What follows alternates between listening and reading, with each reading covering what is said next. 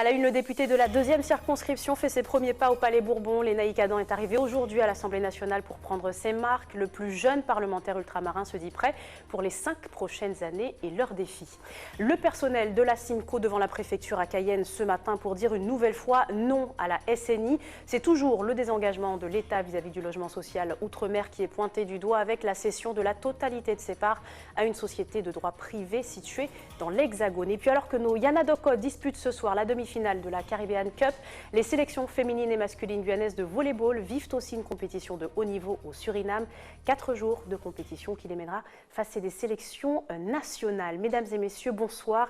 Retour au travail pour les uns, premier pas pour d'autres. Les députés font en tout cas la rentrée parlementaire depuis lundi à l'Assemblée nationale. Aujourd'hui, le député de la 2e circonscription de Guyane, Lénaïque Adam, a pris ses fonctions au Palais Bourbon. Le plus jeune ultramarin de l'ère Macron occupera un siège au sein de la majorité présidentielle et se dit prêt à affronter les défis de sa mandature. Solène Boissé.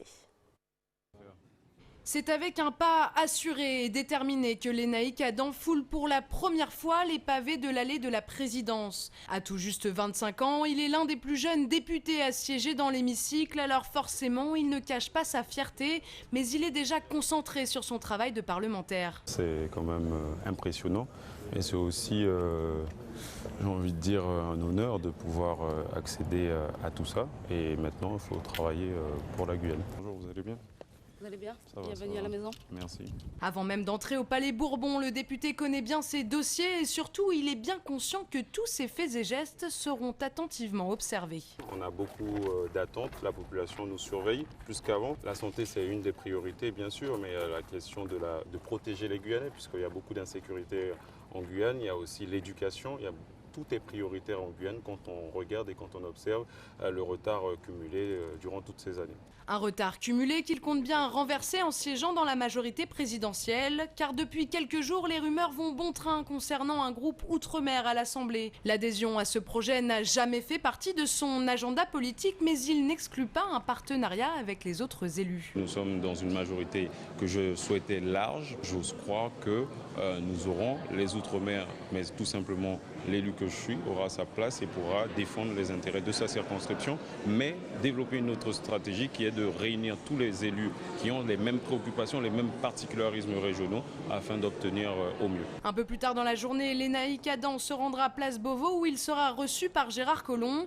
Il participera ce week-end à un séminaire de la République en marche en attendant son investiture. Une nouvelle page historique se tourne dans l'histoire de l'Université de Guyane. Antoine Primrose assurera les 18 prochains mois à la tête de l'établissement avant de nouvelles élections prévues en décembre 2018. Les membres du conseil d'administration l'ont élu aujourd'hui dans la matinée.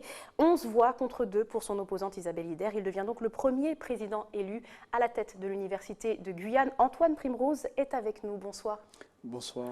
Merci d'avoir accepté notre invitation. On rappelle, vous êtes docteur en électronique. Précisez-nous si c'est bien la bonne formation, puisqu'il y a eu plusieurs versions. Non, c'est la bonne formation et je suis maître de conférence dans cette section. Également, et donc vous êtes aussi directeur de l'École supérieure du professorat. Vous prenez les rênes de l'établissement pour les 18 prochains mois. Est-ce que vous vous y attendiez ? Vous savez, quand on occupe des responsabilités, on s'attend toujours à pouvoir continuer d'accompagner, continuer de s'investir pour développer notre université.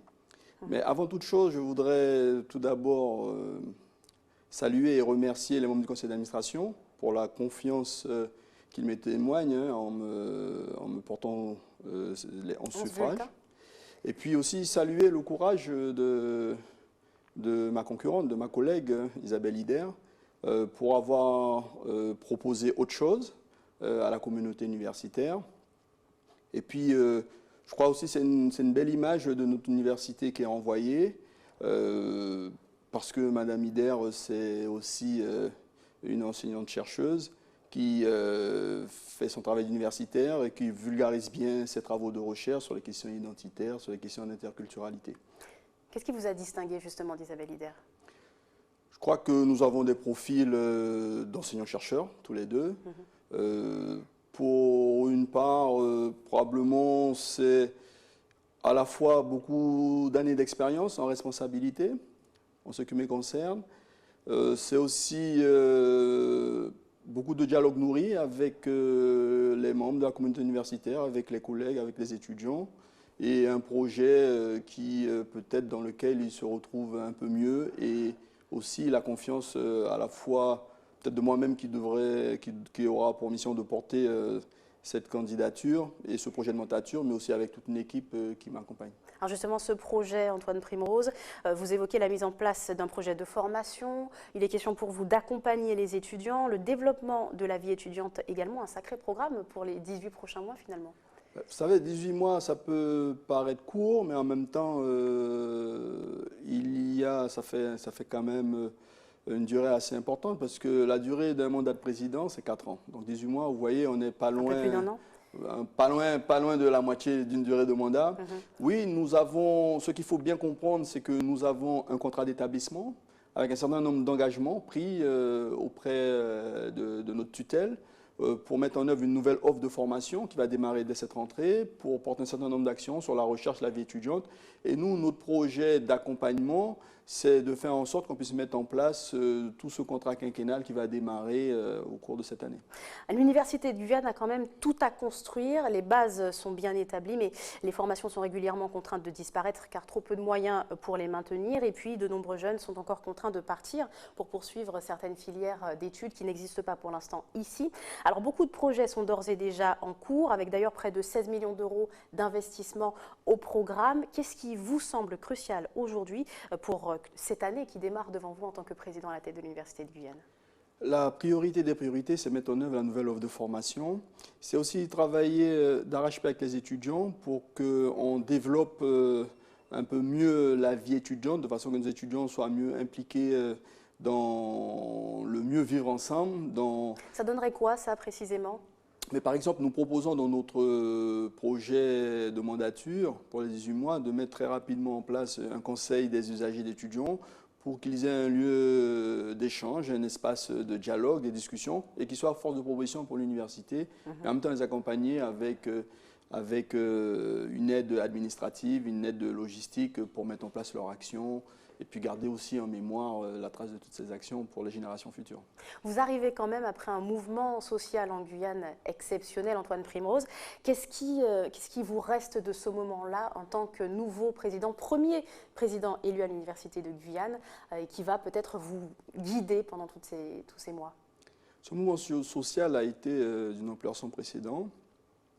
Je crois que ce qui revient très fortement, c'est la nécessité d'améliorer notre système éducatif à tous les niveaux, à la fois dans le secteur du primaire et du secondaire, parce qu'on a un besoin important d'enseignants. Donc on a vu que là, de fortes revendications sur la formation des enseignants, ce sont des besoins qui sont bien exprimés, mais en même temps aussi des besoins complémentaires qui se sont faits jour pour l'enseignement supérieur, à la fois sur des filières, mais aussi sur la nécessité, le besoin aussi qu'il y ait peut-être une antenne universitaire sur l'Ouest guyanais.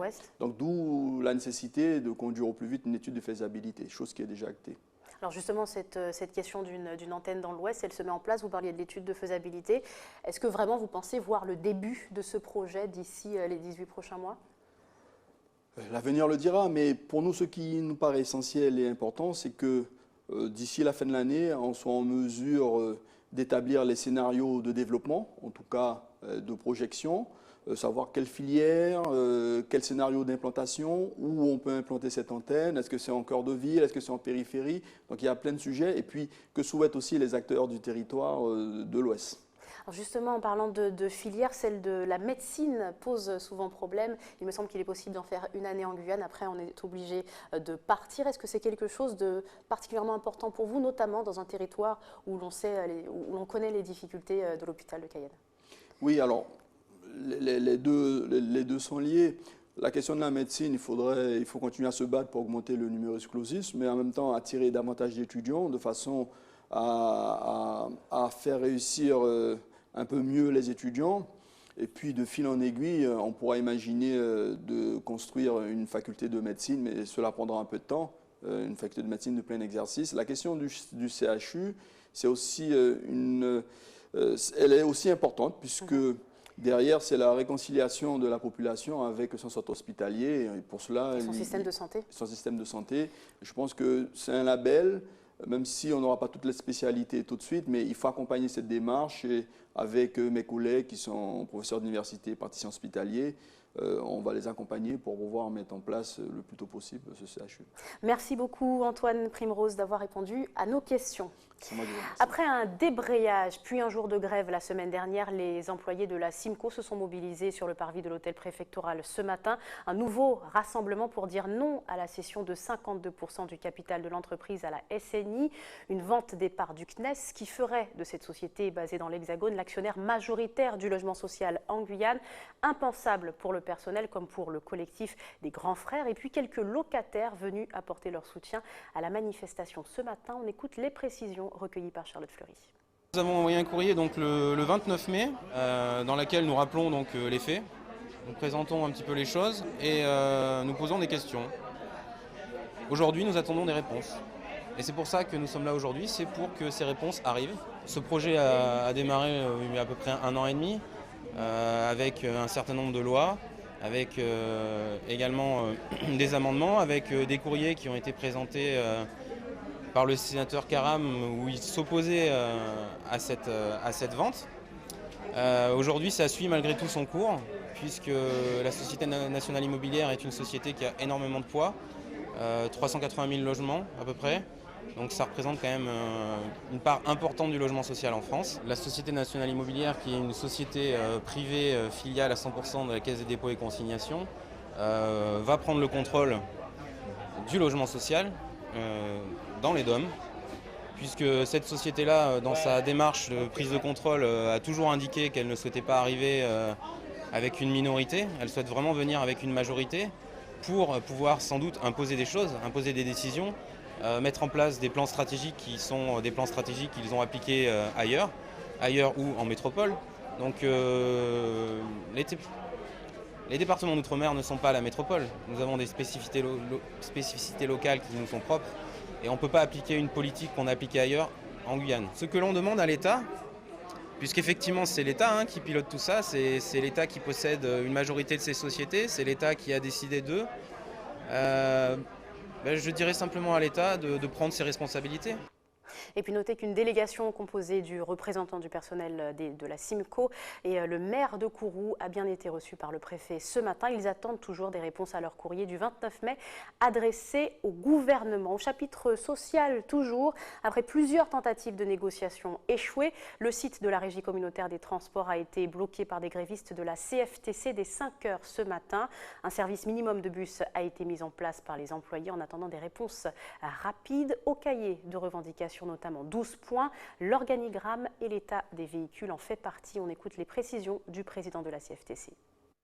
Une plateforme revendicative de 12 points qui se détermine, je brosserai les grosses lignes, c'est-à-dire l'intégration de la convention collective de l'UTP, dont nous souhaiterons que la structure puisse en bénéficier, puisque au jour d'aujourd'hui, nous avons des collègues fonctionnaires et d'autres de la fonction privée.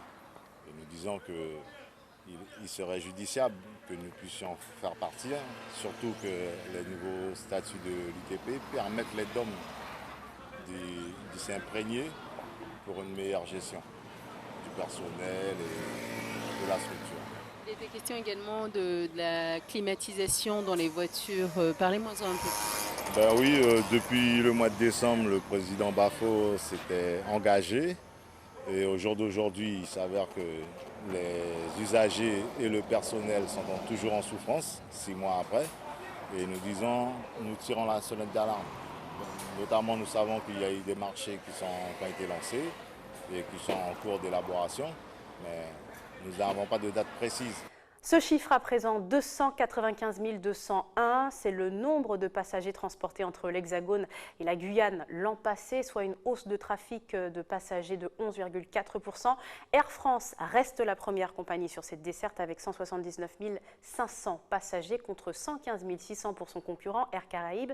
Mais c'est cette dernière compagnie qui a connu la meilleure progression en 2016 avec une hausse de 13% du nombre de passagers contre une augmentation de 10% pour Air France. À noter, l'aéroport Félix Éboué a franchi pour la première fois la barre du demi-million de passagers sur l'ensemble des destinations, y compris les vols locaux.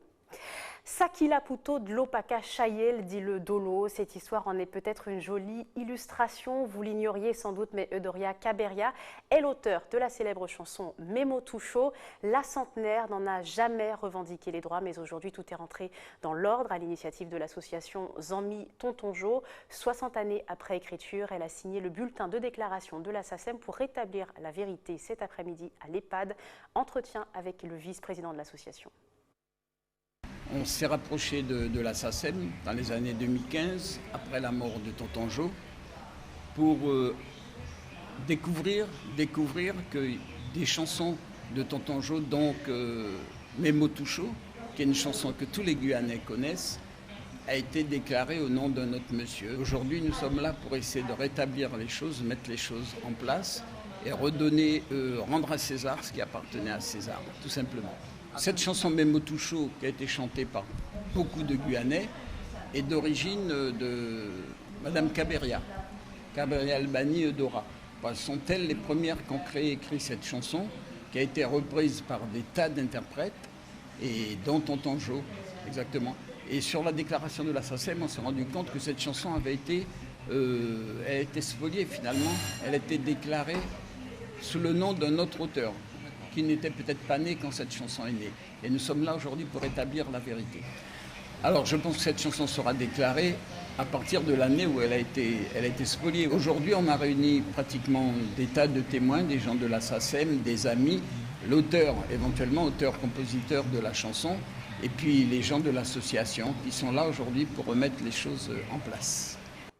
C'est le jour le plus long de l'année, du moins dans l'hémisphère nord. Le 21 juin marque le solstice d'été et apporte avec lui la fête de la musique, comme chaque année depuis 1982. Chez nous, de nombreuses animations ont émaillé le territoire. Hier, à Cayenne, hier soir, un podium spécial a pris place au Vieux-Port. De nombreux artistes se sont succédés sous l'égide de l'artiste dancehall Pompis, parrain de la soirée, comme vous pouvez le voir sur ces quelques images signées Charlotte Fleury.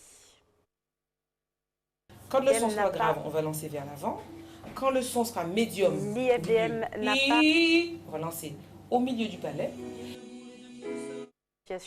À l'occasion de la fête de la musique hier, au programme découverte et initiation, des sessions de 15 minutes chrono étaient notamment proposées pour apprendre en accéléré les techniques de maîtrise et les bases du chant. Reportage à Yodélé Germain.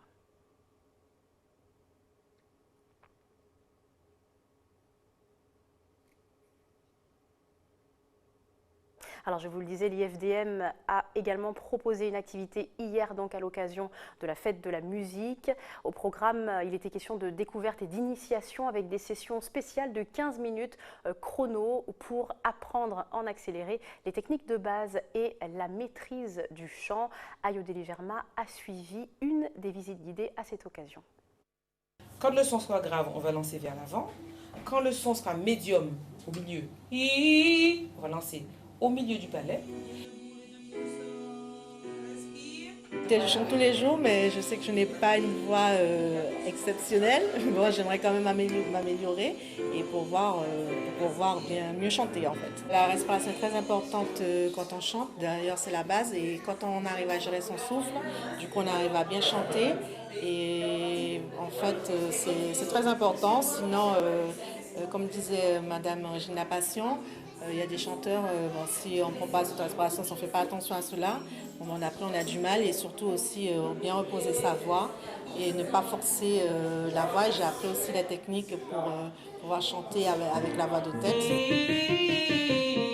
Et après on va changer. En fait, l'idée c'était de faire découvrir l'IFDM à tout le public, faire découvrir ce que nous proposons comme cours ici, à savoir les cours de chant, les cours de piano, cours de guitare, initiation à la musique. La fête de la musique, si je dois donner une image, c'est comme une personne que l'on aime, à qui on dit « je t'aime tous les jours ».